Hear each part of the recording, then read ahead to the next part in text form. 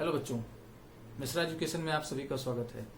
तो बच्चों, ये क्वांटम मैकेनिक्स का वीडियो सीरीज चल रहा है जिसमें हम स्टेप पोटेंशियल के बारे में डिस्कस कर रहे हैं। पहले हमने पार्टिकल इन डीप पोटेंशियल के बारे में पढ़ा, यानी पार्टिकल अगर किसी डीप पोटेंशियल में डाल दिया जाए उसका क्या बिहेवियर, उस पर प्रीवियस ईयर के क्वेश्चंस भी डिस्कस किए जो जैम में आए हुए थे। फिर ये अब हम लोग आगे बढ़े तो हमने देखा कि स्टेप पोटेंशियल के बारे में स्टेप पोटेंशियल हमने शुरू किया। तो स्टेप पोटेंशियल का एक वीडियो पहले भी अपलोडेड है, आप उसको जाके देख सकते हैं। ये इस टॉपिक का दूसरा वीडियो है। तो पहला पार्ट में हमने डेरिवेशन 2 पार्ट में कर दिया। तो पहले पार्ट में हाफ डेरिवेशन है और सेकंड पार्ट में भी हाफ डेरिवेशन है। मतलब आज इस वीडियो में आपका हाफ डेरिवेशन मिलेगा, जिससे हम लोग कुछ फेथफुल रिजल्ट्स मान सकते हैं। ठीक है, तो हम पहले प्रीवियस वीडियो का जो इम्पोर्टेंट पार्ट है उसको यहाँ पे डिस्कस कर लेते हैं एक शॉर्ट मुश्किल से 25-30 सेकंड में, ताकि एक फ्रेशनेस फील हो कि हाँ हम कंटिन्यूएशन में हैं। एक जो बच्चे आज पहली बार इस चैनल को देख रहे हैं वो बच्चे प्लीज जाके वीडियोस को पहले की वीडियोस को देखें, ताकि आपको बाकी लेक्चर समझ में आए। नीड ऑफ क्वांटम मैकेनिक्स हमारे लिए बहुत जरूरी है, फिर श्रोडिंगर वेव इक्वेशन जरूरी है। उसके बाद आप ये टॉपिक देख सकते हो, तो आपको इसमें समझ में आएगी मेरी बात। ठीक है, तो पहले मैं इसको क्या करता हूँ कि इम्पोर्टेंट पार्ट प्रीवियस वीडियो का जो इस टॉपिक पर हुआ है उसको यहाँ पे आपके सामने लिखता हूँ ताकि आपको समझ में आए। तो आपका समय बचाने के लिए मैंने प्रीवियस जो इम्पोर्टेंट पार्ट्स थे, इम्पोर्टेंट इक्वेशंस थे, उसको लिखे। अब इसके बारे में आपको बताते हैं। देखिए, हमने क्या किया, एक पोटेंशियल बैरियर एज्यूम किया कि एक हमारा एक अचानक से कोई स्ट्रांग पोटेंशियल या स्ट्रांग वॉल आ गया है। ये हमारी वेव्स क्या हो रही हैं, कुछ इंसिडेंट हो रही हैं। अब इंसिडेंट वेव की क्या होगी, अब यहाँ पे देखिए एक हमने एनर्जी इसका पोटेंशियल प्रोवाइड किया V0। तो जो इस इंसिडेंट वेव की एनर्जी होगी वो या तो इससे ग्रेटर हो सकती है या इसके इक्वल हो सकती है। तो दोनों केसेस हम लोग डिस्कस करेंगे। हमने पहला केस डिस्कस शुरू किया था जिसमें हमने बोला कि हाँ ये जो हमारी पार्टिकल की एनर्जी है वो ग्रेटर देन V0 है। तो क्लासिकल रिजल्ट क्या होगा कि भाई क्लासिकली जो वेव्स आएंगी वो क्या होंगी, जो पार्टिकल यहाँ पे इंसिडेंट इस पोटेंशियल बैरियर पे क्या होंगे, इंसिडेंट होंगे, वो ट्रांसमिट हो जाएंगे, दूसरी तरफ चली जाएंगी। तो ये क्लासिकल व्यू है। हम क्वांटम मैकेनिकल व्यू देखना चाह रहे हैं कि इसमें क्वांटम मैकेनिक्स का क्या व्यू है, यानी क्वांटम पार्टिकल्स जब हम इस लेवल पे जाते हैं तो क्या बिहेवियर होगा। तो हमने इसको फर्स्ट रीजन और सेकंड रीजन में क्या कर दिया, डिस्ट्रीब्यूट कर दिया, बांट दिया। ठीक है, तो ये हमारा पहला रीजन, ये दूसरा रीजन। दोनों रीजन में हम लोग श्रोडिंगर वेव इक्वेशंस लिखेंगे। तो पहला रीजन में देखिए हमारा श्रोडिंगर वेव इक्वेशन जो है कुछ इस प्रकार है। ठीक है, तो पहले पार्ट में हमारा जो एनर्जी था वो क्या था, पोटेंशियल था वो 0 था। तो श्रोडिंगर वेव इक्वेशन आप अगर फॉर्म याद हो तो time independent Schrodinger wave equation हम लोगों ने लिखा। हमने आपको पहले बताया था जहां पे पोटेंशियल आपका टाइम इंडिपेंडेंट हो, यानी जैसे ये पोटेंशियल बैरियर आपको प्रोवाइड करा गया है, इसकी जो वैल्यू है वो टाइम से इंडिपेंडेंट है। तो हम श्रोडिंगर वेव इक्वेशन में कौन सा पार्ट यूज करेंगे, टाइम इंडिपेंडेंट। तो time independent Schrodinger wave equation का देखिए यहाँ पे हमने फर्स्ट रीजन के लिए लिखा और ये सेकंड रीजन के लिए लिखा। इसको मैंने अच्छे से प्रीवियस वीडियो में बताया हुआ है। फिर मैंने ये जो टर्म्स कांस्टेंट टर्म्स हैं उनको अल्फा बीटा के स्क्वायर में अज्यूम कर लिया। तो यहाँ मैंने alpha is equal to √2m e upon h cut square और beta is equal to √2m e minus V0 upon h cut square लिखा है, क्योंकि हमें इसकी जरूरत आज पड़ेगी। तो हम इसको किनारे लिख दिए। फिर इनके जनरल सोल्यूशंस अज्यूम किए हम भाई, इनके ऑक्सिलरी इक्वेशंस बनाते हैं। सेकंड ऑर्डर डिफरेंशियल इक्वेशन होता है। फिर ऑक्सिलरी इक्वेशन से हम इसके रूट्स के डिफाइन करने के बाद उसका जनरल सोल्यूशन बनाते हैं। ये आपका डिफरेंशियल कैलकुलस का पार्ट है, आप लोग किए होंगे। तो ये दोनों रीजन के इक्वेशंस है। अब जो बात करें पर्टिकुलर सेकंड रीजन में, देखिए कुछ पार्ट यहाँ पे अगर पहले रीजन की बात करते हैं। पहले रीजन में जो वेव फंक्शन है साई1 से रिप्रेजेंट किया है, उसके 2 पार्ट हैं। यहाँ आई अल्फा एक्स, यहाँ पे बीटा में माइनस आई अल्फा एक्स। ये क्या रिप्रेजेंट कर रहा है, ये रिप्रेजेंट जो प्लस वाला पार्ट रिप्रेजेंट कर रहा है वो ये बता रहा है कि हमारा जो वेव प्रोपागेट कर रहा है पॉजिटिव एक्स डायरेक्शन में। और ये क्या बता रहा है, ये बता रहा है कि फर्स्ट रीजन में जो वेव प्रोपागेट कर रहा है नेगेटिव एक्स डायरेक्शन में। तो हमने इंसिडेंट वेव को ऐसे माना है, यानी लेफ्ट टू राइट। तो ये तो इंसिडेंट वेव है, यानी ये पार्ट आपका इंसिडेंट वेव है। और ये क्या है आपका रिफ्लेक्टेड वेव, जो यहां से रिफ्लेक्ट होगी। हम एज्यूम करके चल रहे हैं, फिर आगे देखते हैं कंडीशंस जब अप्लाई करेंगे तो कंडीशंस में अगर ये भाई वापस आएगा तो ठीक है, नहीं तो 0 हो जाएगा। फिर आते हैं दूसरे रीजन में। तो दूसरे रीजन में हमारा जो वेव इक्वेशन आया वो कुछ इस तरीके से आया। ठीक है, तो इसमें देखिए ये भी इस तरफ क्या बता रहा है, ये बता रहा है कि ये जो सी वाला पार्ट है वो ये बता रहा है कि ये इसमें पॉजिटिव एक्स डायरेक्शन में ट्रेवल कर रहा है। वहीं आपका जो ये पार्ट है वो ये बता रहा है कि जो इधर में लेफ्ट डायरेक्शन में ट्रेवल करेगा। अब आप ये समझ सकते हो कि वेव इधर से आ रही है तो यहां से तो पॉसिबिलिटी हमें समझ में आती है कि रिफ्लेक्ट होगी, लेकिन यहाँ पे कोई पोटेंशियल बैरियर नहीं है, यहाँ कोई और स्टॉपेज नहीं है। अगर एक बार इसको ये क्रॉस कर गया तो ये सिर्फ राइट डायरेक्शन में लेफ्ट टू राइट ट्रेवल करता रहेगा। तो डी वाला पार्ट का यहाँ फिजिकली कोई मीनिंग नहीं है। तो फिजिक्स में हम लोग जो चीजें हमारे फिजिकल मीनिंग का नहीं है उससे हम क्या करते हैं, नेग्लेक्ट करते हैं। तो दैट इज वाई मैंने आपको बताया भी था लास्ट वीडियो में। तो इसको हमने क्या किया था, इग्नोर कर दिया था, जीरो मान लिया था। तो उसके बाद हमारे पास ये इक्वेशंस बने। अब हम क्या करेंगे, हमें कोफिशिएंट्स ए और बी सी में कुछ रिलेशंस फाइंड करने हैं। इस वजह से हमने क्या किया, बाउंड्री कंडीशंस लगाया। बाउंड्री कंडीशंस मैंने भी बताया है, जब हम नीड ऑफ क्वांटम मैकेनिक्स के आप वीडियो में जाके देखेंगे तो वहां मैंने इसको डिस्कस किया है कि ये किसी वेव फंक्शन का क्या क्या प्रॉपर्टी है। तो प्रॉपर्टी में ये भी था कि अगर कोई वेव फंक्शन किसी बैरियर या किसी बाउंड्री को क्रॉस करता है तो उसका कंटिन्यूएशन होगा, यानी उसका लेफ्ट हैंड साइड और राइट हैंड साइड इक्वल हो जाएगा। ठीक है, तो ये हम लोगों ने क्या किया, पहला कंडीशन लगाया बाउंड्री कंडीशन, तो हमें ये मिला है ना। क्योंकि ये आपको मैंने पिछले वीडियो में बताया था कि ये x इज इक्वल टू 0 है। बाउंड्री कहाँ पे है, x इज इक्वल टू 0 पे है। फिर ये जब आप फर्स्ट ऑर्डर डिफरेंशियल इक्वेशन करके फर्स्ट ऑर्डर डिफरेंशियल लेंगे तो दोनों के फर्स्ट ऑर्डर डिफरेंशियल लेने के बाद इक्वल कर दीजिए और x is equal to 0 put कर दीजिए, यानी बाउंड्री पर आपका फर्स्ट ऑर्डर डेरिवेटिव भी क्या होगा, कंटिन्यूअस होगा। तो ये इक्वेशंस आए थे। ठीक है, तो आज हमारा काम ये है, कि हम पहले एबीसी इंसिडेंट में बी का पार्ट, मतलब कि अगर कितना पार्ट इंसिडेंट हो रहा है और कितना पार्ट रिफ्लेक्ट हो रहा है, तो रिफ्लेक्टेड पार्ट का हम देखना चाह रहे हैं कि कितना है वो इंसिडेंट पार्ट का। इसी तरीके से कितना ट्रांसमिट पार्ट है, सी ए का कितना पार्ट है, ये हम रिलेशन फाइंड करेंगे। क्यों, क्योंकि हमें एक्चुअली हम आगे चलेंगे और डिफाइन करेंगे करंट डेंसिटी, जिसे हम प्रोबेबिलिटी करंट डेंसिटी का नाम लेते हैं। यानी कि जो ये बीम इंसिडेंट हो रही है, पार्टिकल बीम, वो क्या होगा कि उसका फ्लक्स कितना है, डेंसिटी कितना है। तो इंसिडेंट डेंसिटी लेंगे, रिफ्लेक्टेड डेंसिटी लेंगे, ट्रांसमिटेड डेंसिटी लेंगे। तो उसके बाद हम लोग डिफाइन करेंगे कि कितना पार्ट रिफ्लेक्ट होगा, यानी रिफ्लेक्टेंस कितना होगा, कितना ट्रांसमिट होगा, इसको हम लोग देखेंगे। तो ये हमारा वेव इक्वेशंस है। हमारे जो आज के काम के लिए है वो ये है, इसलिए मैं इसको यहाँ पे किनारे पे लिख के बाकी चीज को मिटा के आगे बढ़ता हूँ। आप इसे चाहे तो स्क्रीनशॉट ले सकते हैं। तो चलो बच्चों, हम लोग इसके आगे सॉल्व करते हैं। और पहले हम लोग क्या करते हैं, a प्लस बी हमारे पास है इज इक्वल टू सी, और यहाँ दूसरे इक्वेशन से देखिए हम इस अल्फा, यहाँ पे हमारे पास है alpha a minus B is equal to beta C. तो हम करें क्या कि इस अल्फा को इस तरफ भेज दें तो हमारे लिए काम आसान हो जाएगा। ये बीटा अपॉन अल्फा हो गया। अब इस इक्वेशन में अगर हम मतलब इन इक्वेशंस को ऐड कर देते हैं तो b क्या हो जाएगा, अपने आप कैंसिल हो जाएगा। तो हमारे पास क्या बचेगा, इन दो इक्वेशंस को ऐड कर दें तो 2a इज इक्वल टू क्या आ जाएगा, यहाँ पे देखिए c आएगा plus beta upon alpha into C. तो दोनों में सी कॉमन ले सकते हैं, तो क्या मिलेगा हमको मिलेगा बीटा प्लस अल्फा इंटू सी, है ना। तो अगर हम यहाँ पे फिर इसको यहाँ पे भेजें तो ये बीटा प्लस अल्फा क्या हो जाएगा, beta plus alpha upon alpha into C 2a। फिर यहां से हम क्या करें, हम c को a के टर्म्स में लिखें। तो c को a के टर्म्स में लिखने के लिए हमें क्या करना होगा, इस पूरे टर्म को यहां लाना होगा। तो ये इसको हम क्या करेंगे भाई, कन्वर्ट करके मतलब अल्फा यहां पे ले आएंगे, बीटा, तो ये हमारा जो बीटा प्लस अल्फा इसके नीचे आ जाएगा। तो c क्या हो जाएगा, 2 alpha upon alpha plus beta into a। तो ये हमारा रिलेशन आ जाएगा। c को हमने a के टर्म्स में लिख दिया। अब इसी तरीके से हम b को भी a के टर्म्स में लिख देंगे। तो ये हमारा पता लग जाएगा कि इंसिडेंट एम्पलीट्यूड और ये हमारा ट्रांसमिटेड एम्पलीट्यूड है। तो ट्रांसमिटेड और इंसिडेंट में क्या रिलेशन है, जिससे हम लोग बाद में यूज करेंगे करंट डेंसिटी रिलेशन में। तो इसकी भी जरूरत पड़ेगी, इसलिए मैं इक्वेशन अभी आपका 6 चल रहा था, इक्वेशन 7 डाल के यहाँ पे किनारे लिख देता हूँ ताकि हमें जरूरत पड़े। तो आप इसका स्क्रीनशॉट लीजिए, तो मैं वहां पे लिख के नेक्स्ट स्लाइड में मिलता हूँ। ओके, तो अब बच्चों हम क्या करें, हमारे पास ये सी का रिलेशन आ गया ए के टर्म्स में। अब हमें बी को ए में रिलेट करना है, तो हम क्या कर दें, हम सी के प्लेस पर जो वैल्यू फाइंड किए हैं उसको रख देंगे। तो ये क्या हो जाएगा, a plus B is equal to, अब c की प्लेस पे हम लोग 2 alpha upon alpha plus beta लिए हैं, तो ये आ गया।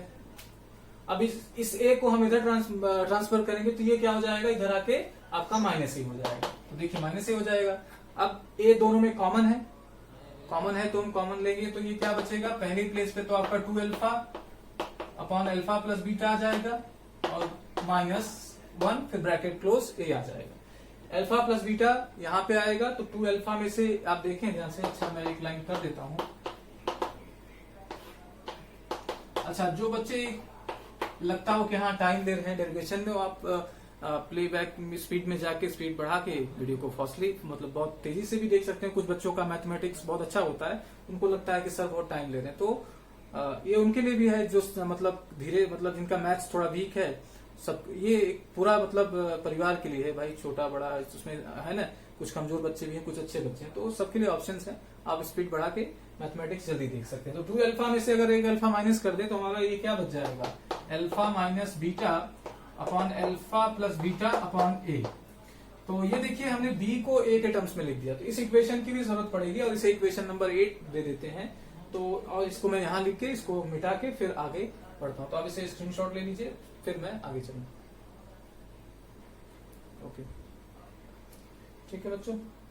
तो अब हम क्या करेंगे, हम ये लेंगे कि इंसिडेंट करंट डेंसिटी कितना है और कितना रिफ्लेक्टेड करंट डेंसिटी है और कितना ट्रांसमिटेड करंट डेंसिटी है। उसके बाद हम लोग रिफ्लेक्टेंस और ट्रांसमिटेंस डिफाइन करेंगे, तब फिर इनकी वैल्यूज को यूज करेंगे जो आएगी अभी।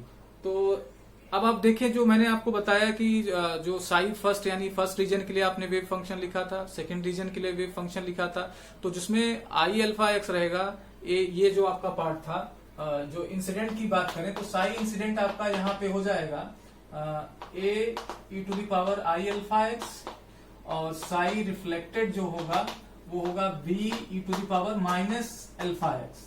ये आपका रिफ्लेक्टेड वेव हो जाएगा।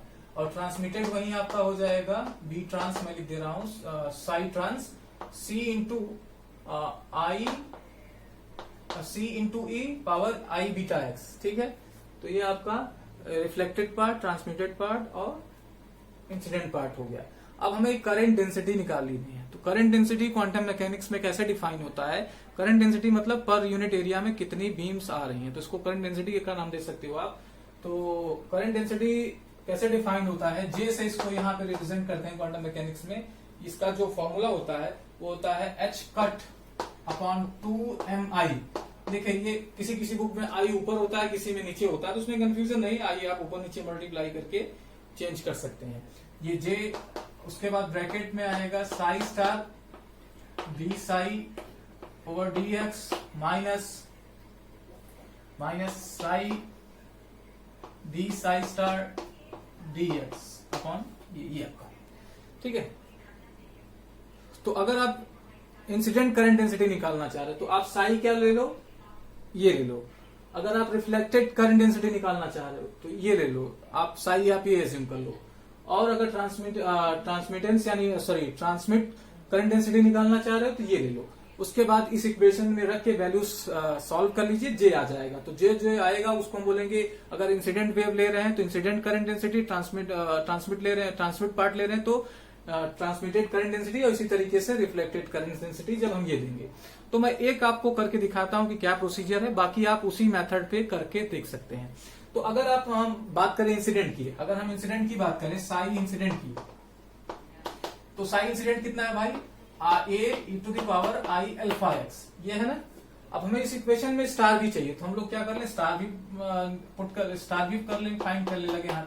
तो ए तो रहेगा, क्योंकि ये आपका क्या है, अगर हम कॉम्प्लेक्स नंबर है तो चलो ए स्टार कर लेते हैं। ठीक है, ये आपका कॉम्प्लेक्स नंबर दिख रहा है, तो यहाँ पे क्या हो जाएगा आई बीटा एक्स। अच्छा, जिन बच्चों को कंफ्यूजन है, ये बच्चे कॉम्प्लेक्स कॉन्जुगेट लिया जाता है, यानी जैसे आपने z is equal to A plus B का कॉन्जुगेट लिया था, कॉम्प्लेक्स कॉन्जुगेट, तो क्या था z is equal to A I minus I B. तो आई की जहां रहेगा, आयोटा जहां पे रहेगा वो माइनस आई कर देते हैं।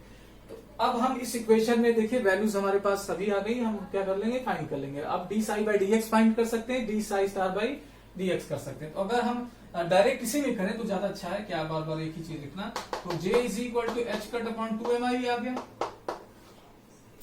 साई स्टार तो आपकी एज इट इज लिख दी जाएगी। तो साई स्टार अगर हम लोग लिखते हैं तो A star E to the power minus I beta X. अच्छा, अब हमें क्या करना है, साई को एक्स के रिस्पेक्ट में डिफरेंशिएट करके रखना। तो जब हम इसको एक्स के रिस्पेक्ट में डिफरेंशिएट करेंगे, देखिए साई है नहीं, तो ए तो आपका क्या है, कांस्टेंट है, और ये आपका क्या है, ये इसका कॉन्जुगेट है, तो ये क्या हो जाएंगे, दोनों मिला के मॉड ऑफ ए स्क्वायर हो जाएंगे। अगर आप जैसे रखोगे तो बाहर आ जाएगा, तो ये हो जाएगा। अब इसको डिफ्रेंशिएट करेंगे तो I to the power alpha X का पहले बार तो हम लोग यही I to the power I alpha X लिख देंगे, फिर आई अल्फा अलग से हमें क्या करना होगा, चेन रूल से डिफ्रेंशिएट करेंगे तो आई अल्फा आएगा। तो ये आपका ये पार्ट हो गया। फिर इसी तरीके से माइनस करेंगे, तो माइनस करने के बाद अब हमको साई को एज इट इज लिख देना है। तो साई आपका इसमें ये हमने एज्यूम किया है, तो इसको एज इट इज लिख देंगे A E to the power I alpha x. और फिर जब बच्चे इसको डिफ्रेंशिएट करेंगे तो क्या आई एम सॉरी, इसमें अल्फा ही होना चाहिए था, हाँ, क्योंकि हमने इसी का क्या करना है, हमें इसी का कॉम्प्लेक्स कॉन्जुगेट लेना है, तो ये अल्फा ही होगा। तो यहाँ पे भी sorry there is lack of confusion. Lack of confusion क्या कह सकते हैं कि थोड़ा सा आगे पीछे किसी तरीके से हुआ है।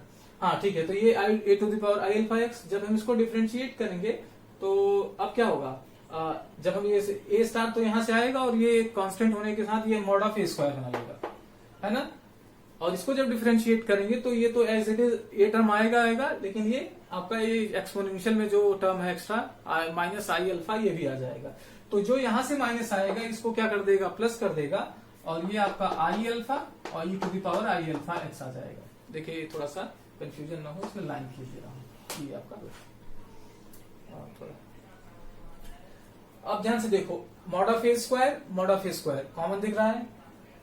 यहां पे देखो e to the power minus alpha x और मल्टीप्लाई में है e to the power plus I alpha x, दोनों क्या हो जाएंगे, जोड़ के e टू द पावर 0 बनाएंगे, और e टू द पावर 0 आपका कितना हो जाएगा, 1 हो जाएगा।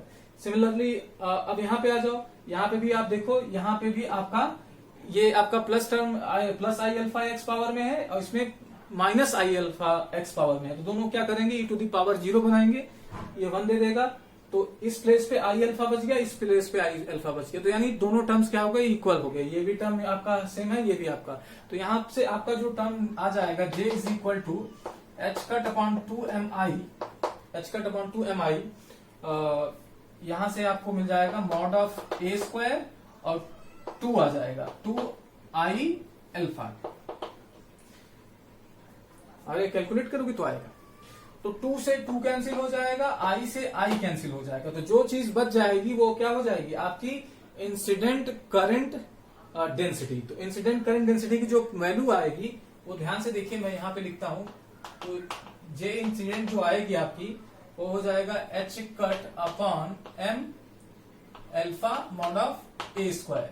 तो ये आपकी इंसिडेंट करंट डेंसिटी हो गई, ये आपकी इंसिडेंट करंट डेंसिटी हो गई।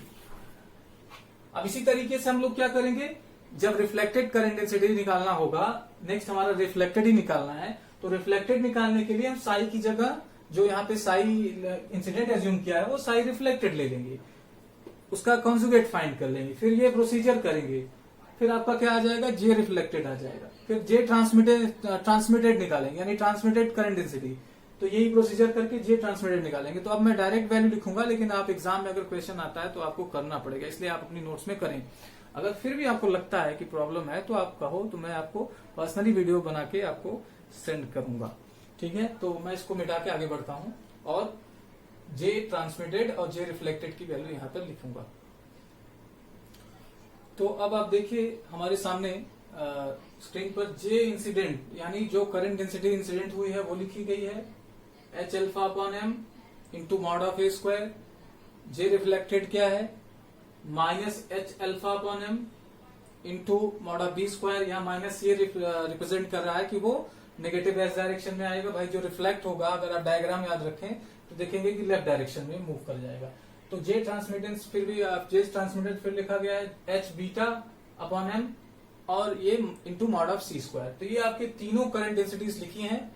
अब हम लोग बात करते हैं रिफ्लेक्टेंस या रिफ्लेक्शन कोफिशिएंट, या तो आप रिफ्लेक्टेंस बोलें या रिफ्लेक्शन कोफिशिएंट बोलें। तो रिफ्लेक्शन क्या होगा या रिफ्लेक्शन कोफिशिएंट से हम लोग आर से रिप्रेजेंट करते हैं। ये आपका होता है जे इंसिडेंट, सॉरी जे रिफ्लेक्टेड अपॉन जे इंसिडेंट। अगर आप लैंग्वेज में लिखना चाहें तो लैंग्वेज में ये लिख सकते हैं कि रिफ्लेक्टेड करंट डेंसिटी और जे इंसिडेंट क्या है, इंसिडेंट करंट डेंसिटी। तो reflected current density upon incident current density का जो रेशियो होगा उसको हम क्या बोलेंगे, रिफ्लेक्टेंट बोलेंगे। यानी इंसिडेंट पार्ट का कितना पार्ट रिफ्लेक्ट हो रहा है। तो अगर इन दोनों की वैल्यूज यहां से रखें तो आर की जो वैल्यू आएगी, जरा उसको देखते हैं, हम लोग इसको यहां करते हैं। तो आर की जो वैल्यू आएगी वो क्या आएगी, आर देखो पहले हमें क्या लेना है, जे रिफ्लेक्टेज लेना है, तो ये यहां से आएगा। तो देखिए यहाँ पे माइनस हम इग्नोर ये कर रहे हैं क्योंकि यहाँ पे जो माइनस का सिग्निफिकेंस है वो बता रहा है कि वापस आ रहा है, डायरेक्शन को शो कर रहा है। तो मैं यहाँ पे इसको इग्नोर कर रहा हूं। तो H alpha upon M upon V sorry into mod of V का स्क्वायर, इंसिडेंट आप देखिए कितना है, H alpha upon M mod of A square.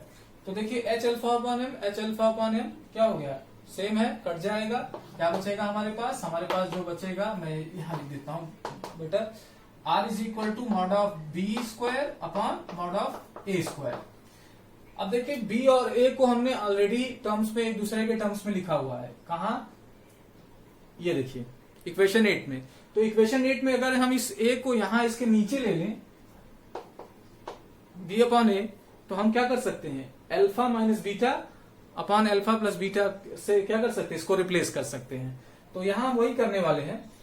तो अगली लाइन में हम क्या करेंगे, R is equal to beta square upon sorry B square upon A square को रिप्लेस करेंगे alpha minus beta plus alpha upon alpha plus beta का whole square से रिप्लेस कर दिया। और अल्फा बीटा की भी वैल्यू है हमारे पास, अल्फा बीटा की वैल्यू है, उसको पुट कर दिया जाए। तो जैसे ही पुट करेंगे हमारे पास एक कुछ एक्सप्रेशन आएगा जिससे हम कंक्लूड कर सकते हैं अपने सिस्टम के बारे में। तो अल्फा की वैल्यू रखेंगे तो 2me upon H cut square, और बीटा की भी वैल्यू रखेंगे तो क्या आ जाएगा, तो रखते हैं चलो, under root 2me upon H cut square. तो जगह कम होने के कारण मैं इसको मिलाता हूं, आप जरा स्क्रीन शॉट ले लीजिए क्योंकि बड़ा थोड़ा सा लेंदी एक्सप्रेशन बनेगा, तो इसको आप स्क्रीन शॉट ले लीजिए, इसको हटाता हूं मैं। ओके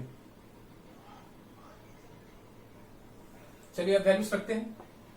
तो आर की अगर वैल्यूज में रखें तो अल्फा की जगह पहले रखें, तो अल्फा की जगह हम लोग क्या रखेंगे, आप देख सकते हो यहाँ पे है, तो under root 2me upon H cut square minus under root 2m bracket में e minus V not upon H cut square. ये आपका न्यूमरेटर हो गया, डिनोमिनेटर भी इसी तरीके से, इस पे स्क्वायर रहेगा क्योंकि इस पे देखो होल स्क्वायर है, under root 2m upon H cut square plus under root 2m bracket में e माइनस वी नॉट का, फिर उसके बाद आपका एच कट स्क्वायर। तो देखिए ध्यान से यहाँ पे होल स्क्वायर आ जाएगा क्योंकि आप देख रहे हो आर में होल स्क्वायर है। तो यहां से आप देखो बच्चे क्या क्या कॉमन हो सकता है, एच कट स्क्वायर यहां से कॉमन बन के आएगा, है ना, पहले तो ये बाहर आएगा, यहाँ एच कट होगा, यहाँ से भी बाहर होगा, एच कट आएगा, फिर इस पूरे ब्रैकेट के बाहर ले आएंगे तो एच कट स्क्वायर होगा, स्क्वायर कैंसिल हो जाएगा। फिर आप अंडर रूट 2m यहां से कॉमन ले सकते हो, अंडर रूट 2 यहां से, अंडर रूट 2m यहां से, सिमिलरली अंडर रूट 2m यहां, अंडर रूट 2 यहां, तो ये पूरा क्या हो जाएगा, कैंसिल हो जाएगा। तो बचेगा क्या हमारे पास, यहां से e बचेगा और यहाँ पे e माइनस वी नॉट, नीचे क्या बचेगा, नीचे भी आपके पास यहाँ पे e बच जाएगा अंडर रूट में, और यहाँ पे भी अंडर रूट में e माइनस वी नॉट, यहाँ पे भी अंडर रूट में ही बचेगा वैल्यूज। तो जो फाइनली आर का जो एक्सप्रेशन बनेगा वो आपका कुछ इस तरीके से बनेगा, देखिए under root e minus V not का whole square upon under root e plus under root e minus V not का यहाँ होल स्क्वायर। अब इस टर्म को ध्यान से देखिए, ये आप टर्म ध्यान से देखिए, E आपका क्या है, ग्रेटर वैल्यू है क्योंकि हमने जो केस एज्यूम किया है उस केस में आपका ये क्या है, ग्रेटर एनर्जी रखेगा, E is greater than V not.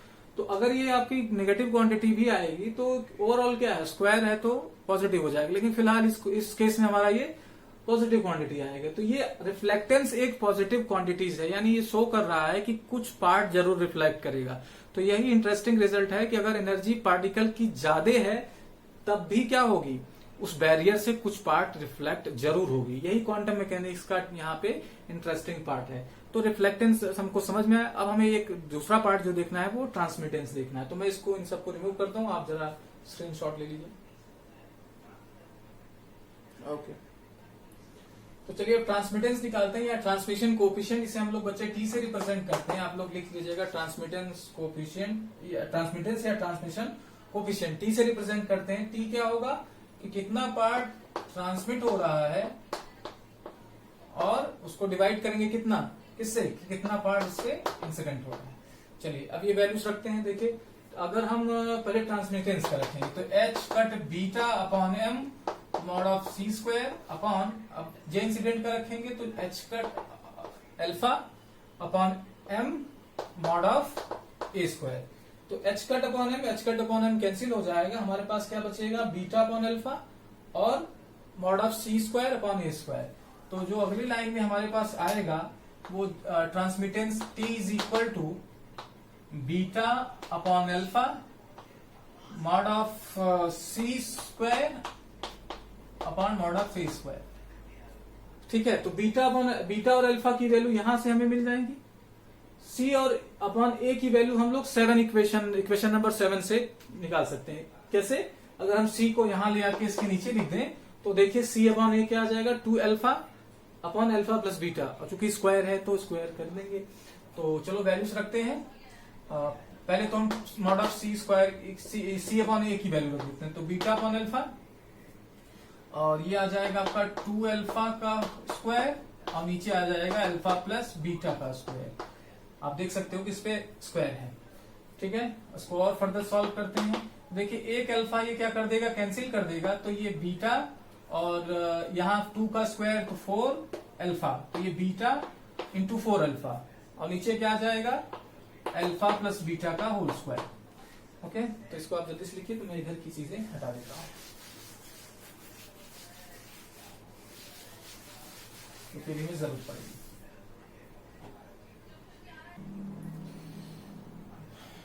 चलिए, तो बीटा की वैल्यू रखते हैं, फिर अल्फा की वैल्यू रखते हैं, अल्फा बीटा जैसे भी रखें, फिर यहाँ पे नीचे आते हैं। तो नीचे, हाँ ठीक है, दिख रहा है।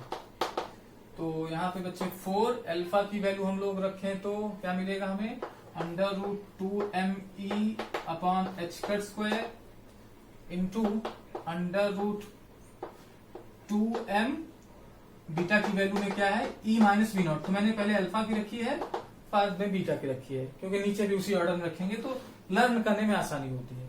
तो अल्फा की वैल्यू रखें तो अल्फा की वैल्यू क्या आ जाएगी, √2me upon H cut square है ना, प्लस √2m ब्रैकेट में e minus V not upon H cut square है ना। तो ये टर्म्स आपको दिख जाएंगे।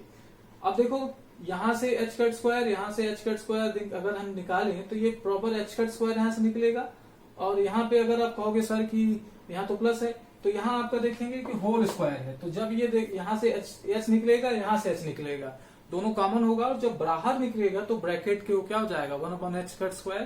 तो ऊपर के एच जो एच है, नीचे के जो एच है वो बैलेंस हो जाएंगे। तो हमारे पास क्या बचेगा, एक बार फिर से लिखते हैं और फिर सिंप्लीफाई करते हैं। तो 4 इंटू √2me बचेगा पहली प्लेस पे, अल्फा ये जो यहाँ पे था, दूसरे जगह पे क्या आ जाएगा, √2me माइनस वी नॉट है ना। और इसी तरीके से नीचे भी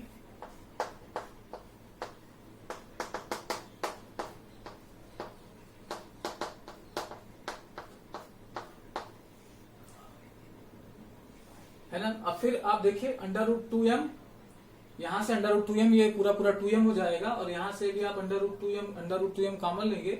जब कॉमन लेंगे और ब्रैकेट से बाहर निकालेंगे तो ये स्क्वायर हो जाएगा, तो 2m कैंसिल हो जाएगा। तो फाइनली जो हमारे पास इक्वेशन बनेगा वो क्या बनेगा, 4 √e, फिर अगला अंडर रूट लगाएंगे और उसमें लिखेंगे e माइनस वी नॉट, और यहां से e√e plus e minus under root में e माइनस वी नॉट का होल स्क्वायर।